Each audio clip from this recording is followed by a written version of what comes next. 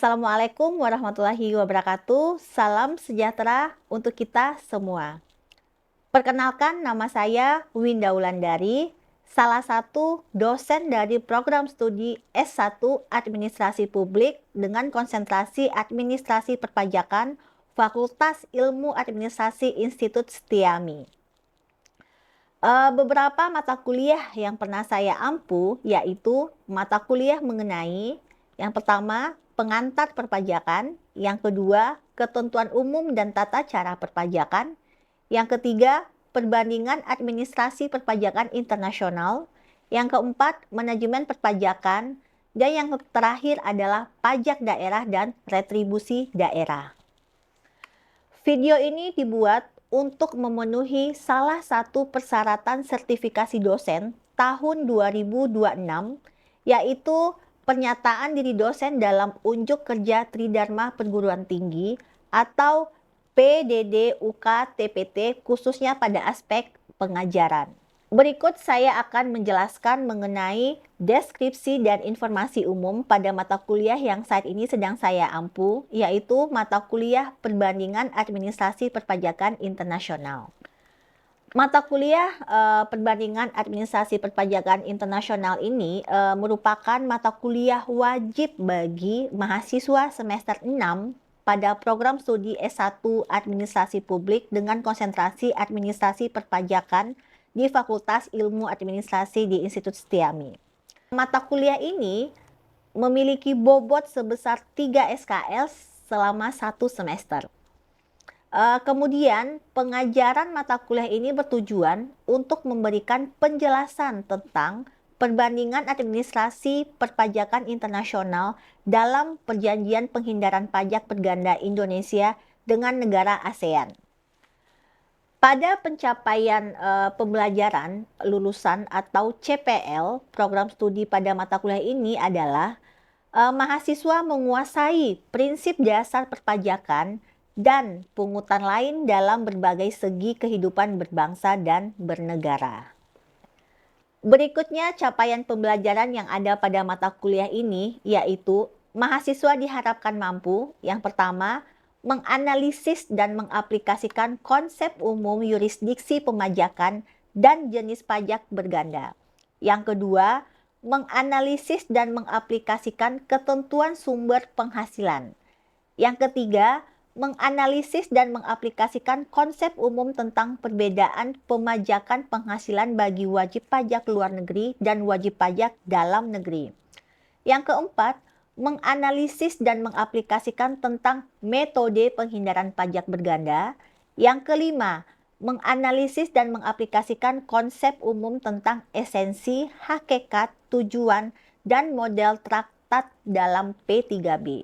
Yang keenam, menganalisis dan mengaplikasikan tentang konsep umum tempat tinggal ganda atau double resident pada Indonesia dengan negara ASEAN. Yang ketujuh, menganalisis dan mengaplikasikan tentang konsep dan jenis laba bentuk usaha tetap atau BUT pada P3B antara Indonesia dengan negara ASEAN.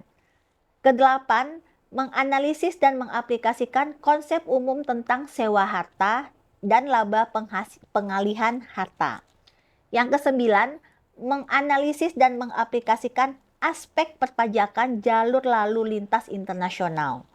Yang ke-10, menganalisis dan mengaplikasikan tentang hubungan istimewa pada P3B. Yang ke-11, menganalisis dan mengaplikasikan pajak ganda atas dividen, bunga, dan royalti pada P3B antara Indonesia dengan negara ASEAN.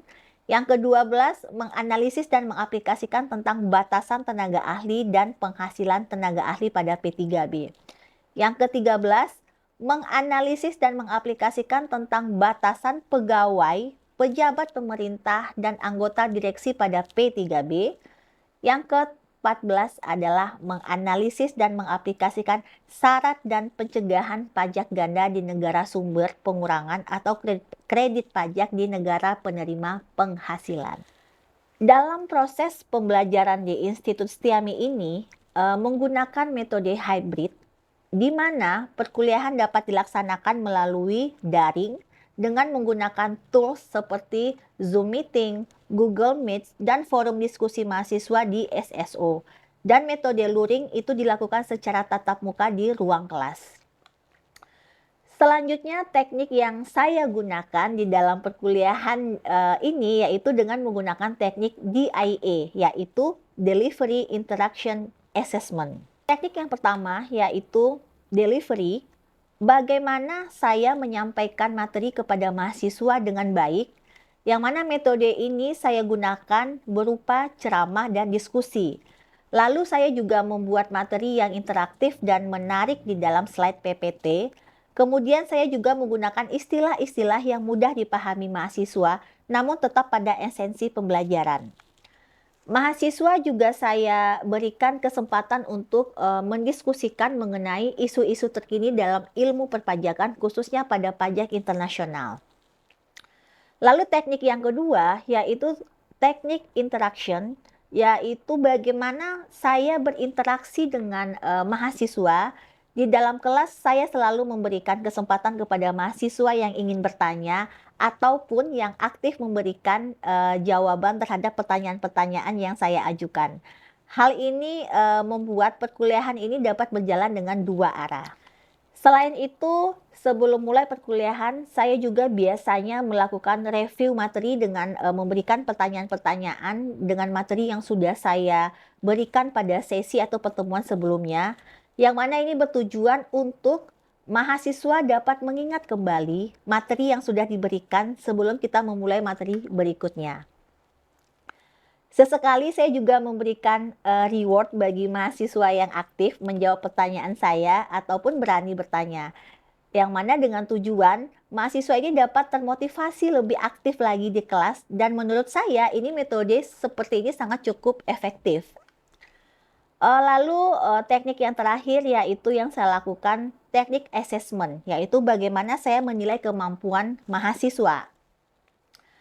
Beberapa hal yang menjadi poin penilaian evaluasi hasil pembelajaran adalah absensi sebesar 10%, perilaku 10%, tugas 20%, UTS 25%, dan UAS 35%, dengan total pembobotan hasil pembelajaran sebesar 100%. Untuk kehadiran mahasiswa dan dosen itu sudah menggunakan single sign-on atau SSO, di mana dosen wajib mengunggah materi H-1 sebelum perkuliahan dimulai, dan mahasiswa mendownload materi yang sudah diupload oleh dosen sebagai bukti kehadiran. Saya memberikan nilai yang objektif dengan memberikan poin nilai yang lebih tinggi kepada mahasiswa yang berani untuk aktif di kelas, termasuk mampu menjawab pertanyaan, berani mengajukan pertanyaan, itu juga. Dan yang terakhir adalah disiplin dalam mengerjakan tugas yang diberikan oleh dosen. Dalam perkuliahan, saya menyampaikan slide-slide seperti PPT ataupun literasi-literasi buku yang berkaitan dengan kegiatan pembelajaran. Saya juga memiliki strategi dan inovasi pembelajaran yang diharapkan dengan harapan agar dapat tercapainya hasil pembelajaran mahasiswa dan lulusan sesuai dengan kompetensi yang memiliki keunggulan dan daya saing. Demikian informasi yang bisa saya sampaikan mengenai mata kuliah perbandingan administrasi perpajakan internasional untuk mahasiswa program studi S1 Administrasi Publik dengan konsentrasi administrasi perpajakan Fakultas Ilmu Administrasi Institut Setiami. Berikutnya merupakan cuplikan dari proses pembelajaran yang saya lakukan secara tatap muka di kelas dan melalui Zoom meeting. Salah satu mata kuliah yang saya ampu yaitu mata kuliah perbandingan administrasi perpajakan internasional pada minggu ke-11. Selamat menyaksikan. Assalamualaikum warahmatullahi wabarakatuh. Waalaikumsalam warahmatullahi wabarakatuh. Selamat siang semua, salam sejahtera untuk kita semua. Hari ini kita pertemuan ke-11 ya dalam mata kuliah perbandingan administrasi perpajakan internasional. Sebelum materi kita mulai, kita berdoa dulu ya, menurut kepercayaan masing-masing. Berdoa, dimulai. Oke, berdoa selesai. Hari ini kita masuk ke pertemuan 11 dengan materi yaitu konsep umum tentang dividen, bunga, dan royalti dalam P3B ya. Jadi membahas tentang passive income ya. Passive income ini dividen yang pertama, lalu yang kedua bunga, dan yang ketiga adalah royalti. Nah, sebelum kita masuk ke materi hari ini, kita mereview sedikit terlebih dahulu ya materi kita yang telah kita pelajari di minggu lalu ya. Pertanyaan pertama yaitu jelaskan pengertian dari hubungan istimewa dalam konsep perpajakan. Siapa yang bisa menjawab? Silakan sebutkan nama dan NPM. Perkenalkan nama saya Duriel Falzaidan. Nomor NPM saya CA2211100002. Menurut saya, hubungan istimewa dalam konsep perpajakan itu melibatkan dua individu atau dua perusahaan itu. Bisa hubungan bisnis, hubungan keluarga, atau kepemilikan saham. Oke, betul. Jadi nanti kita rangkum jawabannya. Oke, pertanyaan kedua. Kondisi yang mengakibatkan terjadinya hubungan istimewa itu kan ada tiga ya, ada tiga kondisi ya kalau menurut undang-undang kita. Nah, coba jelaskan ketiga kondisi tersebut. Siapa yang bisa menjawab? Oke, silakan sebutkan nama dan NPM. Perkenalkan, nama saya Wina Tasya dengan NPM CA2211100059. Tiga kondisi yang mengakibatkan itu, yang pertama adalah kepemilikan saham secara langsung atau tidak langsung dengan nilai sebesar 25%. Yang kedua, penguasaan secara manajerial. Yang ketiga adalah hubungan keluarga, saudara ataupun saudara. Oke, bagus. Pertanyaan ketiga betul ya. Dan pertanyaan terakhir yaitu apa tujuan dalam P3B dibuat aturan mengenai hubungan istimewa? Siapa yang bisa menjawab pertanyaan terakhir? Oke, silakan sebutkan nama dan NPM. Perkenalkan, nama saya Ikonji, NPM CA22100160. Tujuannya itu adalah untuk mencegah penghindaran pajak internasional melalui penghindaran pajak internasional melalui penyalahgunaan relasi khusus antara pihak dari dua negara yang terlibat dalam perjanjian tersebut. Oke, betul ya. Jadi ringkasan dari jawaban teman-teman di sini adalah ini.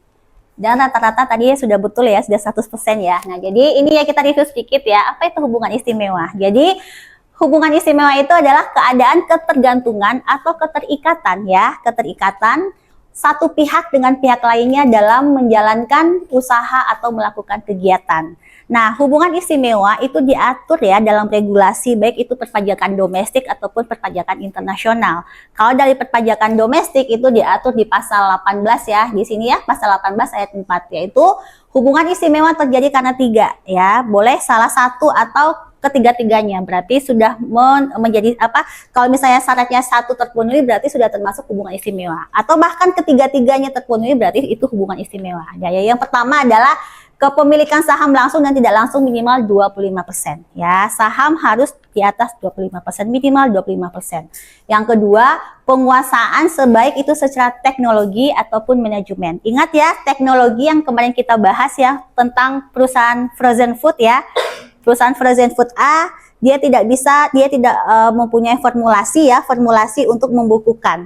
Jadi sehingga dia memakai jasa yang ada di perusahaan B yang ada menjual formulasi bagaimana melakukan frozen food itu. Sehingga perusahaan A dia memakai teknologi yang ada di perusahaan B. Nah, sehingga inilah yang disebut mereka itu akan ada berhubungan istimewa. Gitu. Ini penguasaan secara teknologi. Jadi perusahaan B itu menguasai secara teknologi perusahaan A gitu. Nah, kalau manajemen, penguasaan karena manajemen itu bisa secara langsung dan tidak langsung. Lalu yang ketiga adalah hubungan keluarga sedarah dan atau semenda sampai derajat kedua. Ya, kalau saudara itu teman-teman pasti sudah tahu ya, antara ayah dan anak, ibu dan anak, kakek dan cucu gitu. Tapi kalau hubungan semenda itu biasanya antara menantu, mertua gitu ya, anak tiri gitu. Jadi itu. Jadi lalu yang ketiga, tujuannya apa? Tujuannya adalah mencegah penghindaran pajak berganda. Yang kedua, menjamin penerapan prinsip kewajaran ya, kewajaran usaha ya, atau prinsip kemarin itu ALP, dan yang terakhir adalah menghindari penyalahgunaan manfaat P3B ya. Kita langsung saja ya masuk ke materi hari ini ya teman-teman ya, yaitu kita akan membahas ini konsep umum tentang ya ini atas dividen, royalti dan bunga ya. Nah, kita masuk yang pertama, dividen ya, dividen. Jadi dividen itu apa? Nah, dividen ini masuk ya salah satu ke passive income yang saya bahas sebelumnya. Dividen adalah suatu kompensasi dari kepemilikan ya. Kompensasi dari kepemilikan itu berupa apa ini teman-teman? Jadi dia itu diberikan kepada pemegang saham sesuai dengan porsi yang telah ditanamkannya. Jadi seperti ini. Jadi misalnya nih kita langsung ke contoh biar ini langsung ya teman-teman bisa paham. Jadi ini. Jadi ada satu perusahaan namanya PT ABC. Jadi total saham dalam PT ABC itu adalah 600 saham. Yang mana dari 600 saham ini kepemilikannya dari 3 orang. Ya, Tuan A 100, Tuan B 300 saham, dan Tuan C 200 saham. Nah, jadi saat perusahaan ini mendapatkan laba atau keuntungan, jadi masing-masing investor ini akan diberikan kompensasi atau keuntungan. Inilah yang disebut dengan dividen. Nah, dalam hal pemberian dividen itu akan dikenakan yang namanya pajak dividen. Ya. Nah, kita masuk ke yang kedua ya. Passive income yang kedua yaitu bunga ya. Nah, bunga di sini bukan bunga yang ada di bawah ya, yang warna-warni ya, yang ada di taman ya. Bunga di sini maksudnya adalah bunga sebagai kompensasi dari hutang piutang. Ya, jadi kalau misalnya kita minjam uang ke bank, kita membayar cicilan pasti ada bunga kan? Nah, itu yang dimaksud dengan bunga ini. Gitu. Jadi kalau ini lebih ke internasionalnya ya, lebih lintas batas negara. Jadi bunga sebagai kompensasi dari hutang piutang tidak termasuk di dalamnya adalah penalti. Penalti itu dikecualikan. Jadi secara umum bunga sama seperti dividen, yaitu hak pemajakannya boleh dipajaki oleh negara sumber. Syaratnya apa? Syaratnya itu tadi ada pembatasan tarif. Gitu. Jadi tarif besaran bunga itu pembatasan tarifnya diatur di pasal 11 P3B. Oke. Tarif bunga itu rata-rata di tengah-tengah ya. Biasanya kalau pada saat berunding itu range-nya ada di 0 sampai 20%, tetapi rata-rata negara kebanyakan mengambil 10%, ngambil di tengah-tengah. Nah, ini. Tapi ada juga yang 5% dan 15% tergantung dari kesepakatan masing-masingnya. Nah, ini contoh ya. Contohnya adalah perusahaan A di Jepang, dia meminjamkan uang ke perusahaan B yang ada di Indonesia. Atas pinjaman ini, Indonesia pada saat membayar cicilan ya, cicilan pokok berarti akan ada pembayaran bunga juga. Nah, pembayaran bunga inilah teman-teman yang harus dipotong pajaknya, yang disebut dengan withholding tax. Jadi, Indonesia mempunyai hak sebagai sebagian dengan pembatasan tarif sesuai dengan P3B. Gitu. Jadi hak pemajakannya itu di Indonesia ada. Nah, yang terakhir teman-teman, kita masuk penjelasan yang terakhir yaitu passive income yang ketiga tentang royalti. Ya, royalti apa? Royalti adalah kompensasi dari penggunaan IPR, yaitu Intellectual Property Rights. Jadi harta juga termasuk ya, semua harta yang termasuk ke dalam royalti atau sewa. Nah, pemajakannya hampir sama dengan dividen dan bunga. Dia ada negara sumber boleh memajaki, tetapi dengan pembatasan ya, dengan pembatasan tarif yang ditentukan treaty yaitu 5% sampai 20%. Jadi range-nya itu tarif terendah di 5% dan tarif maksimal 20% ya. Sama ya teman-teman, kalau dalam konsep royalti ini dia penduduk juga harus ditentukan, lalu BO-nya siapa, itu juga harus kita tentukan. Nah, ini konsepnya ya, konsep royalti. Yang pertama adalah BO, yaitu beneficial owner-nya, yaitu siapa yang akan menikmati dari royalti tersebut. Lalu yang kedua adalah main purpose test, tidak dalam rangka penghindaran pajak berganda. Nah, ini contohnya ya teman-teman, contoh dari konsep royalti. Yang pertama itu PT ABC itu ada di Indonesia. Dia menggunakan namanya resep dodol ya. Dia membuat dodol lah ya, resep dodol ABC namanya. Nah, resep tersebut diperoleh dari negara Belanda ya. Jadi sehingga orang Indonesia dia harus membayar kompensasi yaitu royalti misalnya sebesar 100 USD. Jadi saat Indonesia akan membayar ke Belanda, maka akan dikenakan dengan pajak royalti namanya, dengan tarif maksimal 10%.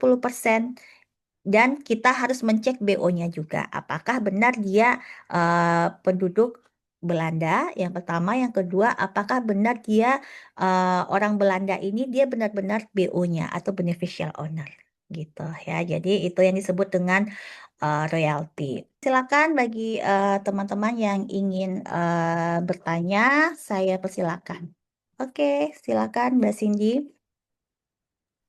Ya Bu, maaf, untuk tujuan dari P3B dalam menentukan tarif pasif income sendiri itu apa ya Bu? Maaf kalau boleh tahu Ibu. Oke, baik. Tadi apa Cindy pertanyaannya? Tujuan apa? Tujuan Tujuan P3K. dari P3B dalam menentukan tarif pasif income. Oke, baik. Nah, Terima kasih Bu.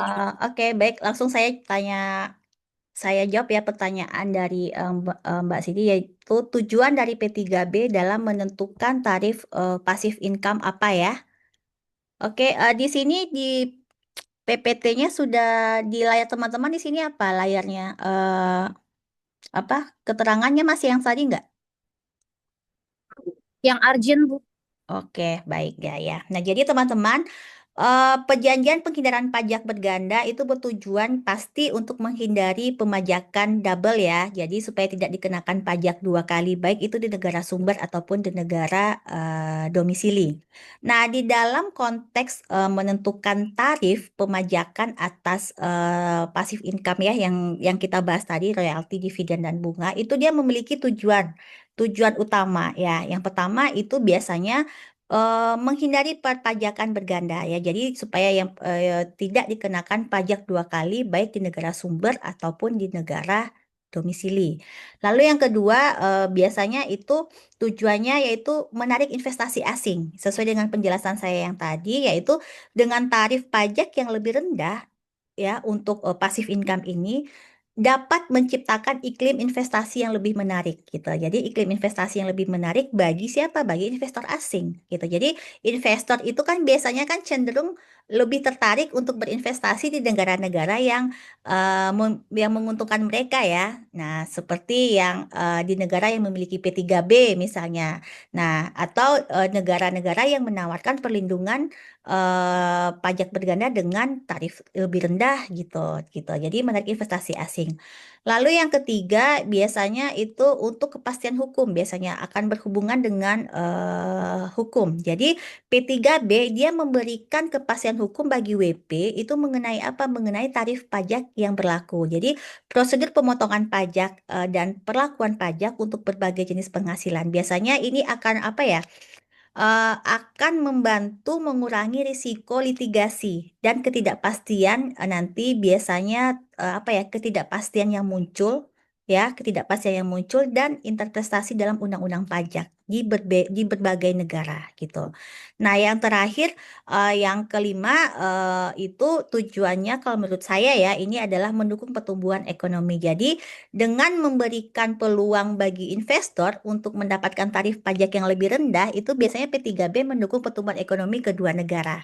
Jadi peningkatan arus modal dan investasi juga dapat menciptakan lapangan kerja. Jadi meningkatkan teknologi dan mendorong pertumbuhan sektor ekonomi gitu. Jadi kalau secara keseluruhan nih dari tujuan yang saya bahas tadi, P3B bertujuan untuk menciptakan suatu kerangka kerja yang adil dan efisien dalam perpajakan internasional gitu. Gimana Mbak Cindy sudah ini?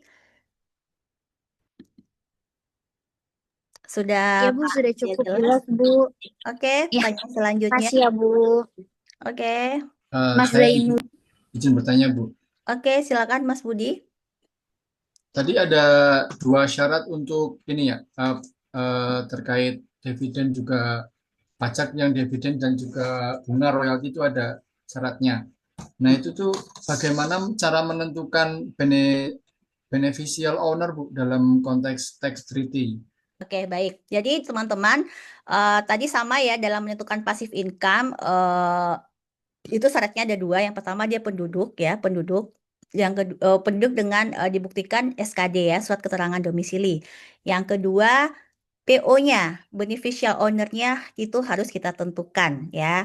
Siapa BO-nya? Apa sih BO itu beneficial owner? Nah, jadi teman-teman, dalam konteks perpajakan penghindaran pajak berganda ya atau tax treaty itu apa ya, dapat kita ambil ya teman-teman langkah-langkah ya dalam dalam menentukan BO ini. Jadi yang pertama, yang paling utama adalah kita harus memahami terlebih dahulu definisi BO ini apa. Nah, jadi biasanya dalam konteks tax treaty, beneficial owner ini dia mengacu pada orang atau entitas ya. Jadi orang atau entitas yang secara efektif memiliki dan menikmati pendapatannya gitu.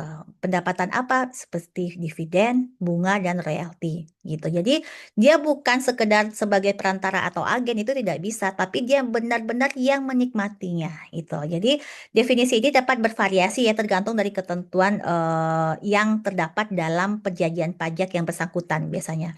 Lalu yang kedua, Mas Budi, eh, teliti ketentuan tax treaty yang berlaku. Jadi yang pertama itu adalah periksa dulu nih perjanjian pajak yang berlaku antara negara-negara yang terlibat gitu. Jadi setiap tax treaty itu dia mungkin memiliki ketentuan spesifik mengenai siapa sih yang dianggap sebagai beneficial owner gitu. Jadi syarat-syarat yang tercantum mengenai keuntungan yang dikenakan pajak dan siapa yang memenuhi syarat itu untuk mendapatkan tarif pajak yang lebih rendah. Itu berdasarkan treaty. Lalu yang ketiga, biasanya itu mempertimbangkan pengujian substansi ekonomi biasanya. Jadi memastikan bahwa entitas yang mengklaim sebagai beneficial owner ini dia memiliki substansi ekonomi yang memadai di negara tempat tinggalnya gitu.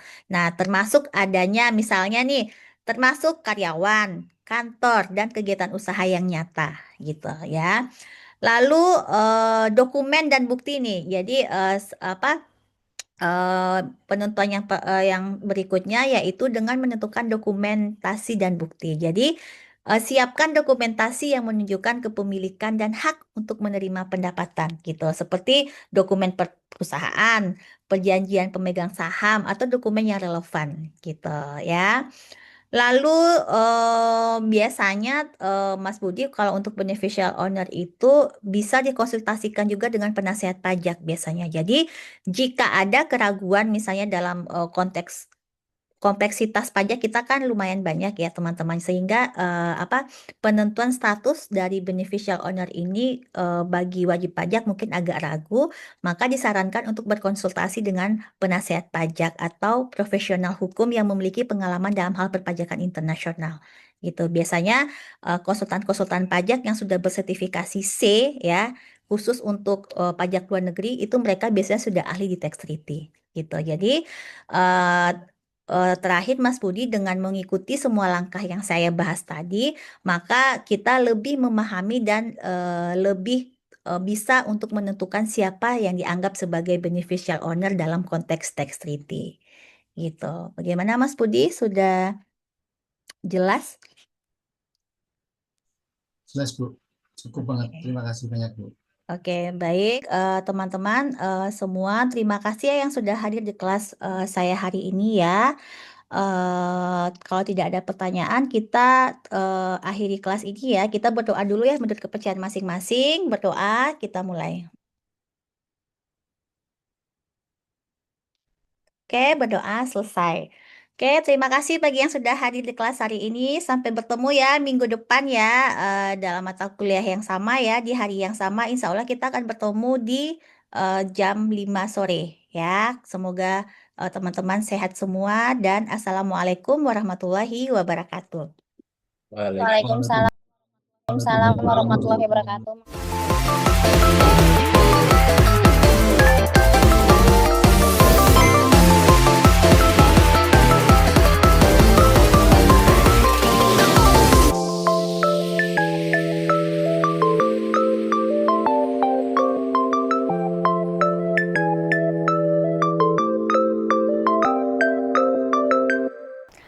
Demikian deskripsi singkat dari mata kuliah perbandingan administrasi perpajakan internasional yang saya ampu.